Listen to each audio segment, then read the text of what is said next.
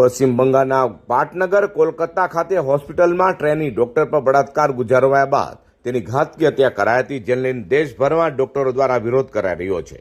તો સુરતના તબીબો બાદ હવે એબીવીપી મેદાનમાં આવ્યું છે. વીર નર્મદ યુનિવર્સિટી ખાતે એબીવીપી દ્વારા દેખાવ કરવામાં આવ્યા હતા અને મમતા સરકાર હાય હાયના નારા લગાવ્યા હતા. એબીવીપી યાની અખિલ ભારતીય વિદ્યાર્થી પરિષદ દ્વારા રાજ્યભરમાં વિરોધ પ્રદર્શન કરવામાં આવી રહ્યું છે. આરોપીને કડકમાં કડક સજા કરવાની માંગ કરવામાં આવી રહી છે. નમસ્તે, મારું નામ રવિ માંગોવિયા, સુરત સહમંત્રી જવાબદારી. કઈ રીતે કઈ ઘટનાને વિરોધ કરી રહ્યા છો, કઈ જગ્યાએ?